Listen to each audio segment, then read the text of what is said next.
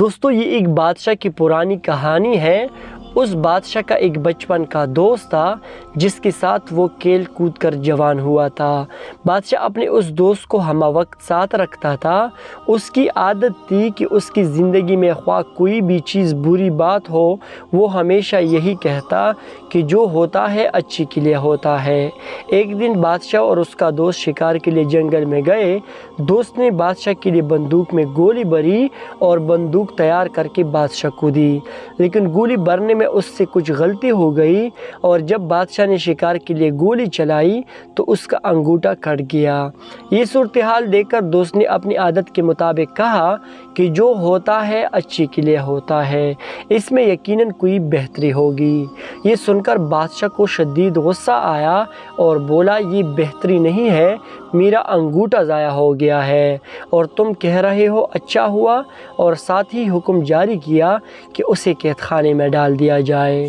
ایک سال بعد بادشاہ دوبارہ ایک جگہ شکار کھیلنے گئے۔ وہاں بدقسمتی سے اسے آدم خور جنگلیوں نے پکڑ لیا اور اپنے علاقے میں لے گئے۔ انہوں نے بادشاہ کے ہاتھ باندھ دیے۔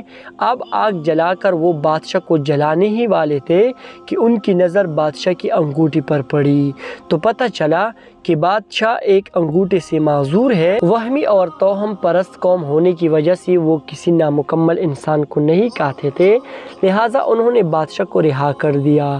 جب بادشاہ گرتا پڑتا اپنے محل میں پہنچا تو اسے خیال آیا کہ کس طرح اس کا انگوٹھا کٹ گیا تھا اور اس نے اپنے دوست کو جیل میں بھجوا دیا تھا۔ فوراً اس نے اپنے خدام کو حکم دیا کہ اس کے دوست کو باعزت دربار میں پیش کیا جائے۔ جب اس کا دوست آیا تو بادشاہ نے اسے سارا حال سنایا اور کہا کہ میں نے تمہارے ساتھ بہت برا کیا ہے، مجھے ایسا نہیں کرنا چاہیے تھا، مجھے معاف کر دو۔ تم صحیح تھے، وہ اچھا اور بہتر ہی ہوا تھا کہ میرا انگوٹھا کٹ گیا تھا۔ آج اس انگوٹھے کے نہ ہونے کی وجہ سے میری جان بچ گئی۔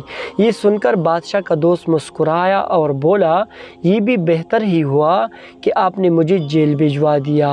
اپنے دوست کی یہ بات سن کر بادشاہ بہت حیران ہوا اور کہنے لگا کہ یہ اچھا اور بہتر کس طرح تھا؟ تم ایک سال تک جیل میں رہے اور کہہ رہے ہو کہ اچھا ہوا۔ دوست مسکرا کر بولا، ہاں اچھا ہوا اور بہت بہتر ہوا کہ اگر میں جیل میں نہ ہوتا تو یقیناً میں تمہارے ساتھ ہوتا اور وہ جنگلی اب تک مجھے ہڑپ کر چکے ہوتے، کیونکہ میرا انگوٹھا صحیح سالم ہے۔ زندگی میں اکثر جو کچھ بھی ہوتا ہے وہ یقیناً اچھی کے لیے ہی ہوتا ہے، لیکن انسان فطرتاً جلد باز واقع ہے اور اسی وقت نتیجہ چاہتا ہے، جبکہ قدرت کا نتیجہ تھوڑے وقفے کے بعد ظاہر ہوتا ہے۔ فرق صرف اتنا ہے کہ امید کا سہارا کبھی نہیں چھوڑنا چاہیے اور سوچ ہمیشہ مثبت رکھنی چاہیے۔ دوستو، امید کرتا ہوں کہ آپ لوگوں کو یہ کہانی پسند آئی ہوگی۔ کہانی پسند آنے کی صورت میں ویڈیو کو لائک کریں